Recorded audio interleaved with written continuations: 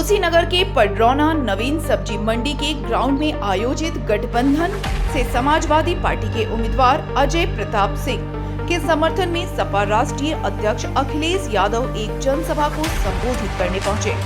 अखिलेश यादव ने भगवान बुद्ध की धरती को नमन करते हुए कुशीनगर की धरती को क्रांतिकारी बताते हुए कहा कि हमने पहले चरण चुनाव की शुरुआत की थी और आज महसूस हो रहा है कि लोकतंत्र में असली ताकत जनता के हाथ में है। आज जनता चुनाव लड़ रही है, जनता गठबंधन के साथ है। अखिलेश यादव ने योगी मोदी पर तंज कसते हुए कहा कि बीजेपी वालों ने 10 में किसी को नहीं छोड़ा है और जो 400 पार का नारा दे रहे हैं क्योंकि ये संविधान को बदलना चाहते हैं। मुख्यमंत्री ने बड़े उद्योगपति बुलाकर निवेश कराने का दावा किया और लाखों करोड़ों का सपना दिखाया, लेकिन जमीन पर कुछ नहीं हुआ है। जो 400 पार का नारा देने वाले हैं वह 400 हारने जा रहे हैं। जो नाराजगी है सरकार के खिलाफ वो सड़कों पे दिखाई दे रही है। इन बीजेपी वालों ने 10 साल में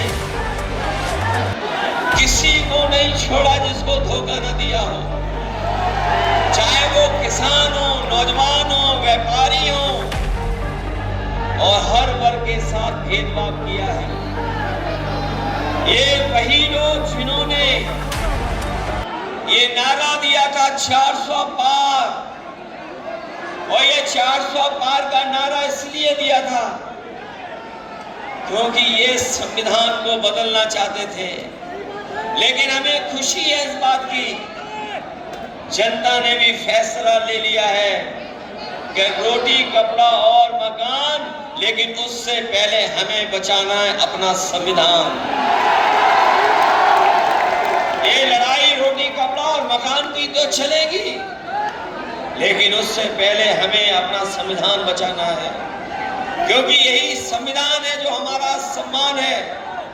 यही संविधान हमें अधिकार दिलाता है, यही संविधान हमें न्याय दिलाता है, यही संविधान हमारे आपके बीच में भेदभाव खत्म करता है, और यही बाबा साहब भीमराव अम्बेडकर जी का संविधान हमारा संजीवनी है, हमें आगे बढ़ने का बराबर का मौका देता है। इसलिए जो लोग संविधान बदलने के लिए निकले हैं, इस बार जनता उन्हें बदलने का काम करेगी।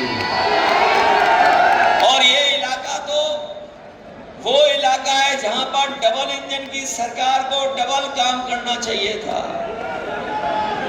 लेकिन डबल इंजन की सरकार के इंजन कुशीनगर आते आते, ये डबल इंजन सरकार के डबल इंजन कुशीनगर आते आते धुआं फेंकने लगे हैं। जहां विकास नहीं पहुंचा है, जहां किसान के साथ धोखा हुआ कि नौजवान की नौकरी छीन ली, नौजवानों की नौकरी छीन ली, उन्हें रोजगार और काम नहीं मिला है, हमारे छोड़ करके भाग गए। आज भारत में वो नहीं है, जैसे उद्योगपति भागे थे वैसे ही नैनो यूरिया बनाने वाले भाग गए।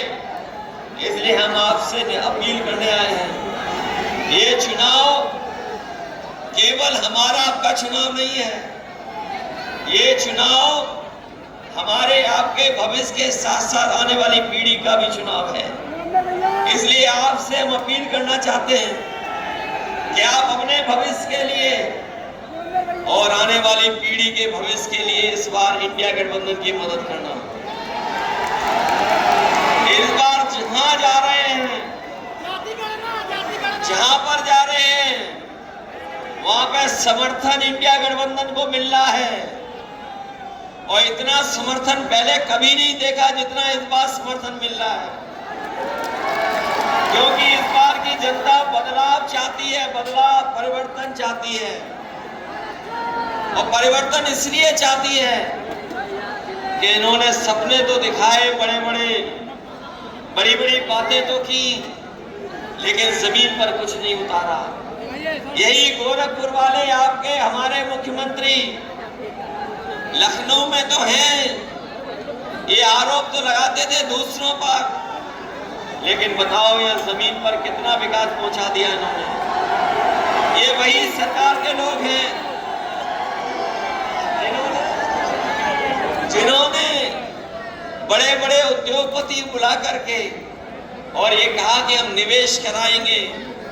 बड़े बड़े उद्योगपति लखनऊ आए, इन्होंने बड़े बड़े कार्यक्रम किए, उन उद्योगपतियों से निवेश के लिए तमाम MOU साइन करा लिए, लाखों करोड़ों का सपना दिखा दिया। लेकिन आज जब हम पीछे मुड़ करके देखते हैं तो ये जमीन पर कुछ नहीं पहुंचा पाए।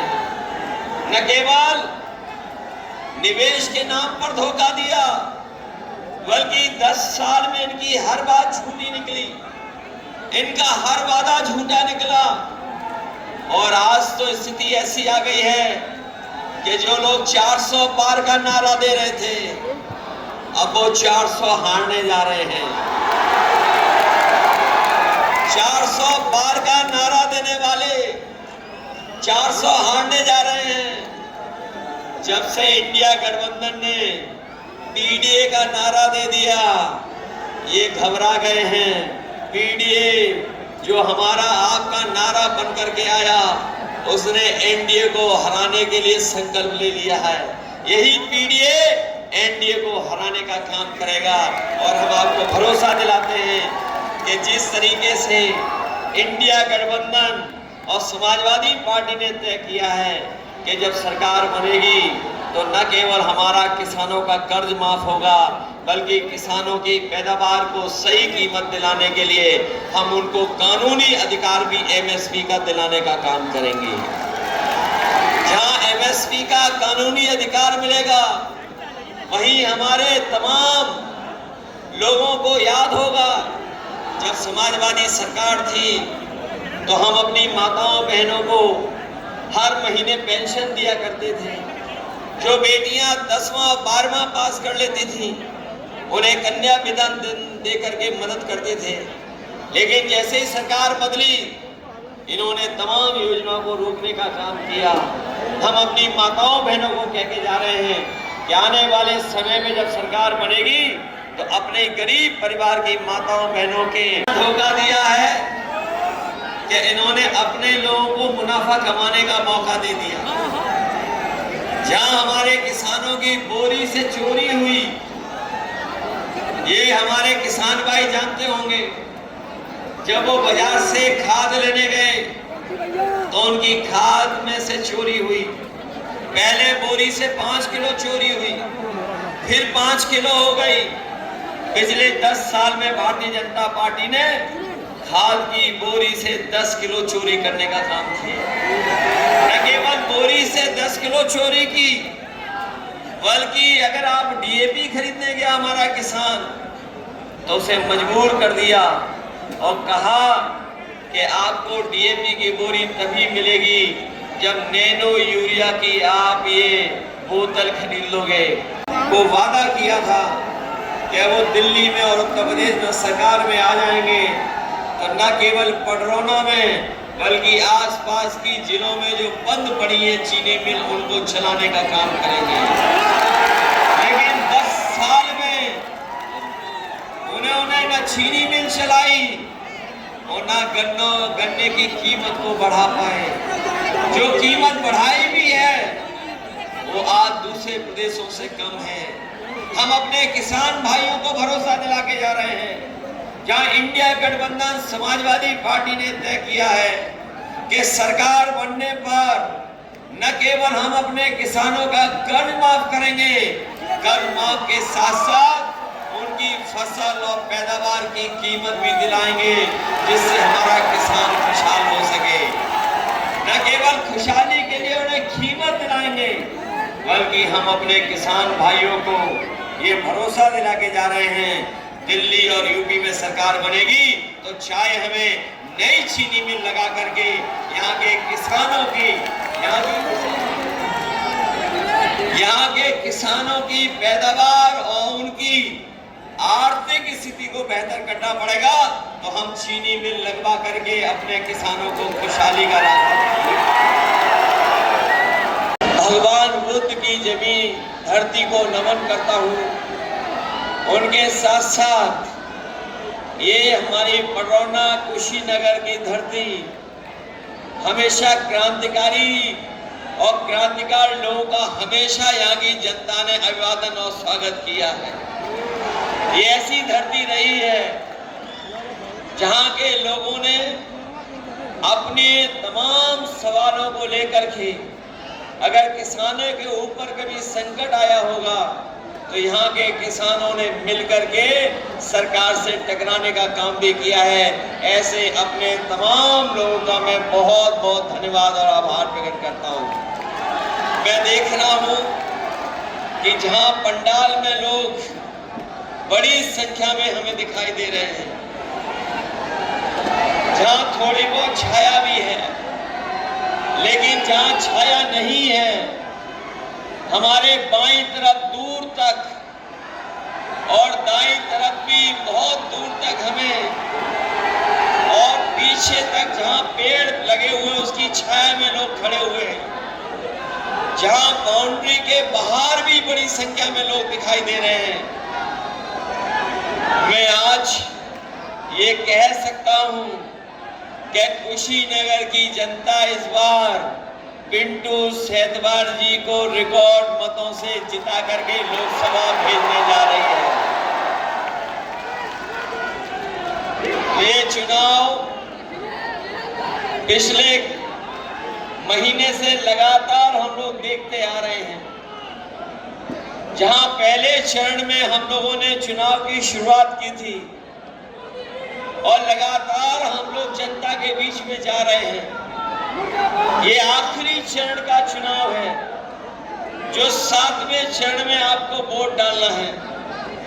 आज महसूस हो रहा है कि लोकतंत्र में असली ताकत अगर कोई है तो वो हमारी जनता की है, और इस बार जनता ने चुनाव अपने हाथ में ले लिया है।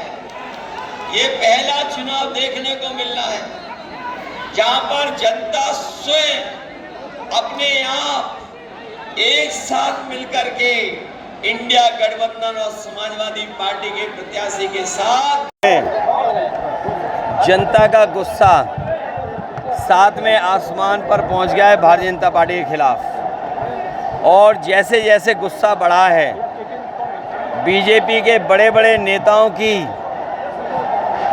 भाषा डगमगा गई है, उनकी बातचीत लड़खड़ा गई है। अब कोई भी भारतीय जनता पार्टी की पुरानी कहानी नहीं सुनना चाहता है, और कोई भी उनके घिसे पिटे डायलॉगों को नहीं सुनना चाहता है। जनता सुनना चाहती है कि किसानों के साथ धोखा क्यों हुआ, नौजवानों को नौकरी क्यों नहीं मिली। और ये तो भगवान बुद्ध की धरती है जिस पर बड़े बड़े वादे किए गए थे कि हम चीनी मिल चलाएंगे, एयरपोर्ट चलाएंगे, टूरिज़्म बढ़ाएंगे। लेकिन जहां किसान को धोखा मिला, ना आय बढ़ी उसकी, एयरपोर्ट चल के बंद हो गया। जो मैत्रेय परियोजना कभी समाजवादियों ने शुरू की थी, ज़मीन को एक्वायर किया था, मैं धन्यवाद देता हूं किसानों को। वहां सुनने में आया कोई यूनिवर्सिटी बना रहे हैं, लेकिन अभी मेडिकल कॉलेज और ऐसी कोई व्यवस्था नहीं कर पा रही सरकार, जिसकी वजह से यहाँ के नौजवानों को नौकरी रोजगार मिल पाते। और फिर मुख्यमंत्री तो पड़ोसी हैं, तो डबल इंजन को कहने वाले कुशीनगर में आते आते इनके डबल इंजन की हवा क्यों निकल जाती है, इनके इंजन के धुआं क्यों निकल जाते हैं। न कोई सड़क बना पाए, जो सड़कें बनी हुई थी वो गड्ढे हो गए, ना बिजली का ठीक इंतज़ाम कर पाए, बिजली का बिल बढ़ा दिया, स्वास्थ्य सेवाएं ठप हैं, एम्बुलेंस ख़राब कर दी, 100 नंबर ख़राब कर दी, तहसील और थाने में भ्रष्टाचार बढ़ गया। हमारे पुलिस भाइयों को तो ये लगता है कि 100 नंबर से 112 हुआ है, उन्हें भी अपना रेट बढ़ा लेना चाहिए। तो हर जगह भ्रष्टाचार बढ़ा, निवेश के नाम पे सपने दिखाए, कहाँ निवेश ज़मीन पर पहुँचा। और फिर इलेक्टोरल बॉन्ड के नाम पर इन्होंने बड़े बड़े लोगों से चंदा वसूल लिया।